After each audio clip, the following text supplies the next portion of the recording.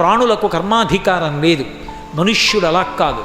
శాస్త్రాన్ని గురువాక్యాన్ని ఆధారం చేసుకుని కర్మాచరణం చేసి దానివల్ల తరిస్తాడు, మోక్ష పదవిని పొందగలడు. అంత గొప్ప శరీరాన్ని భగవంతుడిస్తే ఈ శరీరంతో కోర్కెల పుట్టలు, ఇన్ని కోర్కెలు ఉండకూడదని కానీ కోర్కెల కోసం దేవతలను ఆశ్రయించవద్దని కానీ శాస్త్రాలు చెప్పలేదు. కానీ కోర్కెలే బ్రతుకు కాకూడదు. కాబట్టి ఎప్పుడూ కోర్కెలతో వెంపర్లాడి దేవతల్ని అనేక కోర్కెల కోసం పట్టుకుంటారు. ఒక్కొక్క కోరిక ఉన్నవాడు ఒక్కొక్క దేవతా స్వరూపాన్ని ఆరాధన చేస్తాడు. ఆ ఆరాధన చేత ఆ కోరిక ఆ దేవతలు తీరుస్తూ ఉంటారు. కానీ లోకంలో శ్రీమన్నారాయణుని యొక్క పాదాలు పట్టుకుని ఆయన యొక్క కథలను వినడంలో తృప్తి పొందగలిగినటువంటి వాడెవడైనా ఉంటే అటువంటి వాడికి తిరిగి పుట్టడోయ్. అమరేంద్రాదుల కొల్చు భంగిజనులబ్జక్షు సేవించగా విమల జ్ఞాన విరక్తి ముక్తి నొసగున్ వేయేల భౌనాథ తత్కమలాధీశు కథా సుధారస నదీ కల్లోల మాలా పరిభ్రమమెవ్వానికినైనా కర్ణయుగళీ పర్వంబు కాకుండునే.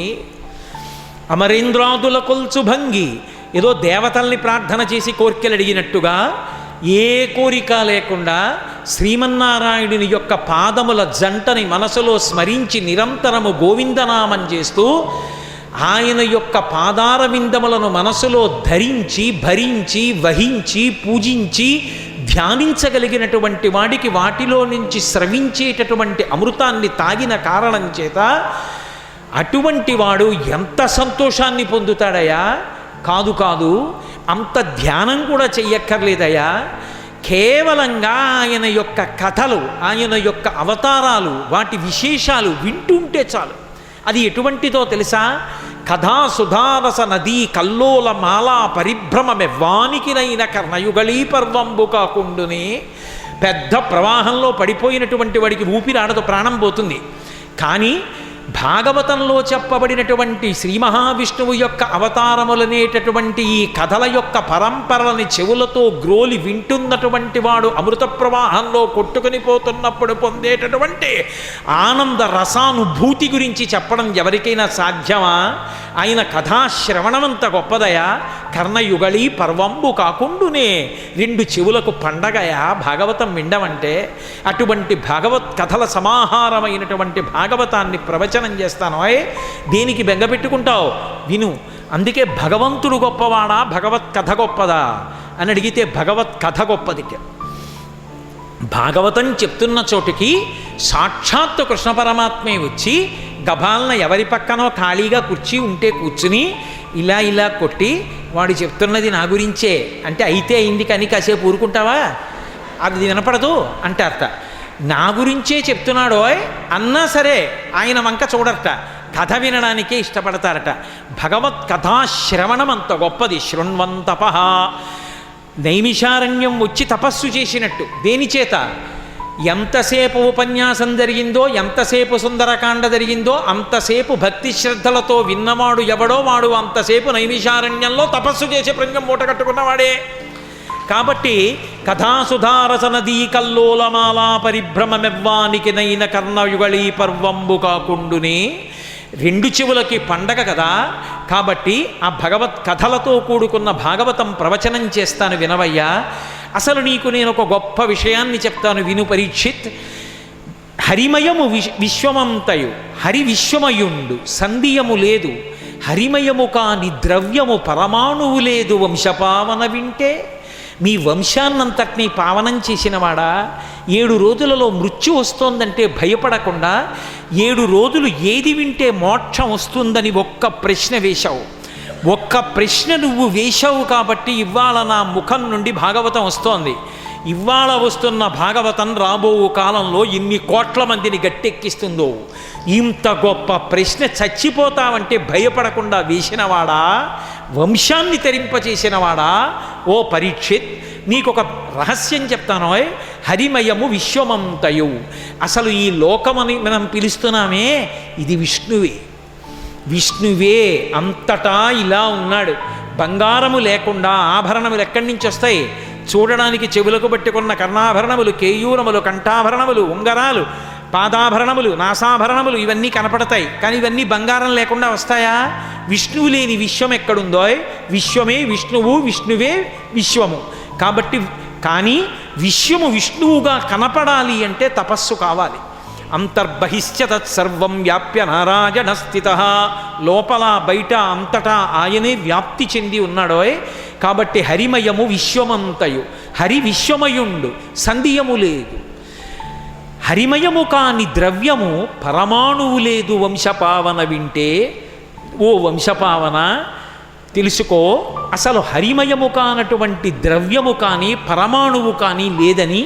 ఈ ప్రపంచమంతా ఎలా ఏర్పడిందో, పంచతన్మాత్రలు ఎలా వచ్చాయో, శబ్దస్పర్శరసరూప గంధములు, పంచభూతములు, పంచతన్మాత్రలు, మళ్ళీ లోపల ఉండేటటువంటి పంచ సూక్ష్మభూతములు, కర్మేంద్రియములు, జ్ఞానేంద్రియములు, ఈ సృష్టి జరిగినటువంటి విధానము, వీటన్నిటినీ వివరించి మనిషి తరించడానికి మార్గం ఉన్నదయా.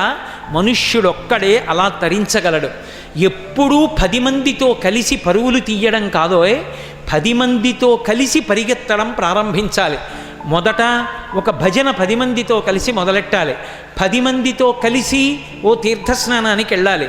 10 మందితో కలిసి భగవన్నామం చెప్పాలి. 10 మందితో కలిసి పల్లకీ పట్టుకోవాలి. 10 మందితో కలిసి యాత్రకు వెళ్ళాలి. చిట్ట చివరికి అది దేనికి పనికి రావాలంటే ధ్యానావస్థకు పనికి రావాలి. నువ్వు ఎక్కడ ఉండి ధ్యానం చేస్తున్నావన్న మాటతో సంబంధం లేదు.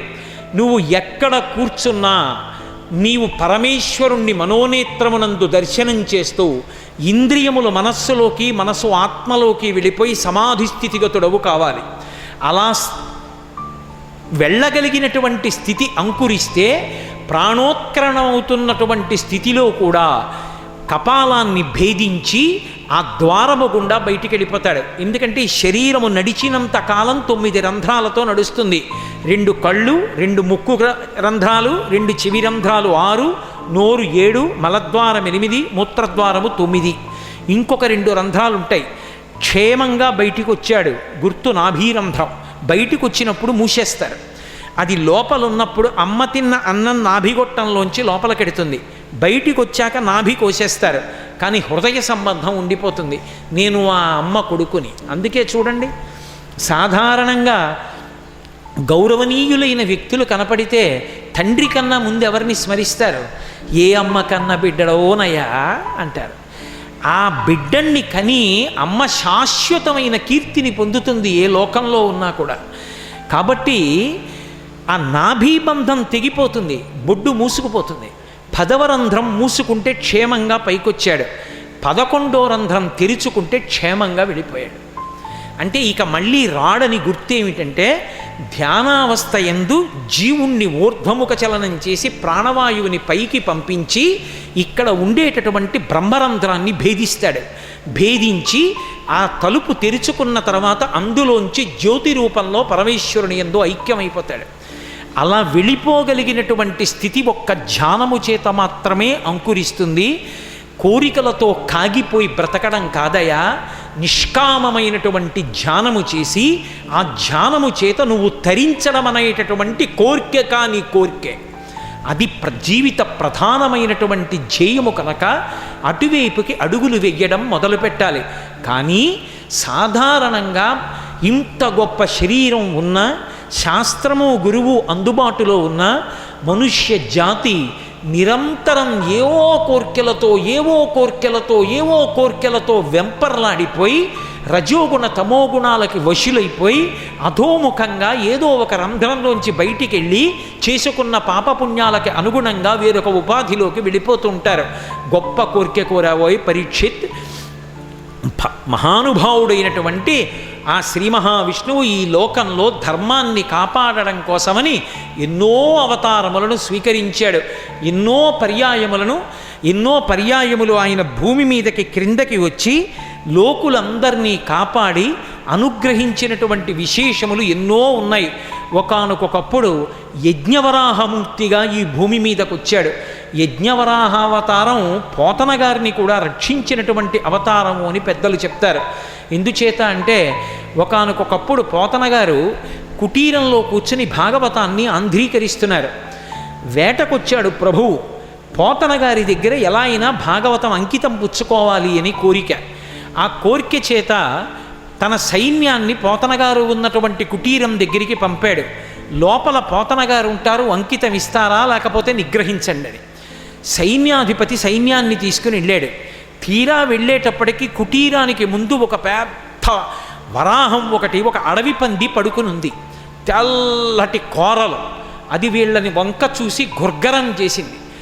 ఆ గుర్గరావం వినేటప్పటికీ ఆ సైనికులు సైన్యాధిపతి భయపడిపోయి వెనక్కి వెళ్ళిపోయారు. మహారాజే వచ్చాడు. వచ్చిన అడవి పందిని చూసి భయపడ్డాడు. కొంతసేపటికి అడవి పంది వెళ్ళిపోయింది.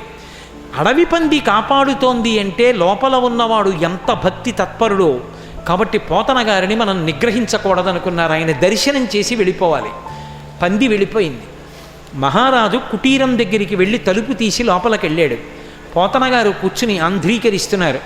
అయ్యా, నేను మొదట వచ్చినప్పుడు బుద్ధి వేరు, ఇప్పుడు కేవలం మీకు నమస్కారం చెయ్యాలని వచ్చాను. చాలాసేపటి నుంచి బయట ఎదురు చూస్తున్నాం. పోతన గారు అన్నారు, మరి లోపలికి ఎందుకు రాలేదన్నారు. వద్దామని అనుకున్నాం, కానీ ఒక గొప్ప వరాహం ఒకటి బయట పడుకునుంది. అది మమ్మల్ని లోపలికి రాకుండా అడ్డగించింది. మా బుద్ధి మారిన తరువాత అది వెళ్ళిపోయింది, మేము లోపలికి వచ్చామన్నారు. పోతన గారు అన్నారు, నేను యజ్ఞవరాహావతార ఘట్టాన్ని ఆంధ్రీకరిస్తున్నాను, నన్ను రక్షించడానికి ఆ స్వామి వరాహ రూపంలో బయట పడుకున్నాడు అన్నారు. అంతటి మహానుభావుడు. యజ్ఞవరాహాన్ని ఒక్కసారి స్మరించిన, ఒక్కసారి నమస్కరించిన ఉత్తర క్షణంలో శ్రీ మహావిష్ణువు యొక్క పరిపూర్ణమైనటువంటి అనుగ్రహం కలుగుతుంది.